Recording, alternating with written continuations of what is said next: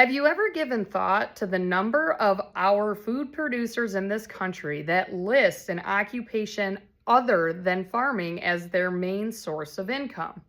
Well, if not, I've got some numbers that might get you thinking about that a little bit.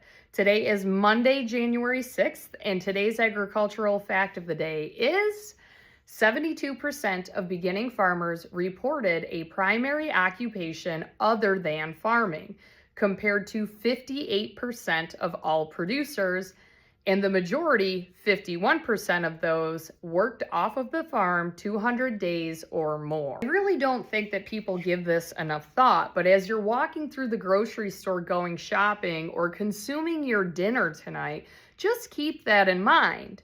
Many of our food producers have another more lucrative job than producing your food. Again, we do these agricultural facts of the day in my introduction to agriculture class, which is mostly ninth graders, and my 8th grade ag and natural resources class.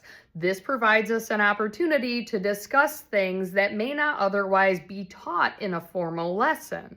The beginning part of our discussion really focused on that 72% of beginning farmers having an occupation other than farming listed as their income. And we've already discussed in class about the exorbitant amount of funds you have to have in order to start an operation. It's a lot different than many other industries because you need so much capital or take out a lot of money in order to get started if you're not inheriting a farm. And farming succession, that's a conversation for a whole nother time, but when you're working with family and transitioning businesses, it gets a lot messier than many people believe. Anyway, back to that 72% of beginning farmers. In order to get funding, if you are seeking financing from a lending institution, the Farm Service Agency, Farm Credit, whatever those avenues are, you need to show that you are going to be responsible with this business, you know what you're doing, and that you have cash flow to begin with. Many beginning farmers don't have all the capital that they need when they first start, and it is a building process, and that building process takes many years.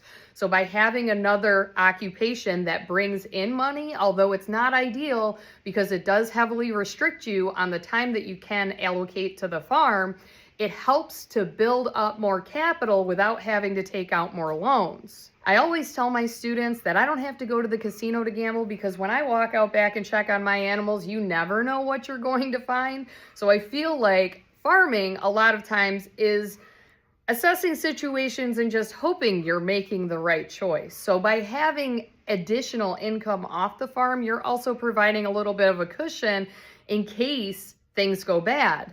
And in agriculture and farming, there's a lot of unpredictable things that can go bad even if you do everything right. Somebody commented on my social media a month or two ago on one of my videos that I made, and something along the lines, if farmers were actually fairly compensated when you compare it to other industries and how pay has increased, even the service type of industries where you're doing labor, if farming had increased along those same lines, people wouldn't be able to afford to eat.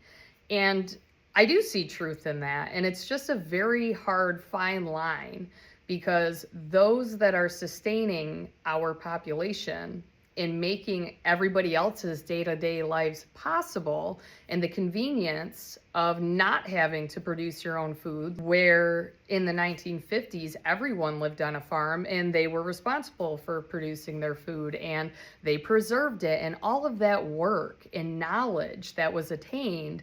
And in this day and age, you can go into a grocery store and get whatever, whenever. I feel like many people just take that for granted. But anyway, that's today's agricultural fact of the day, and I hope you learned something.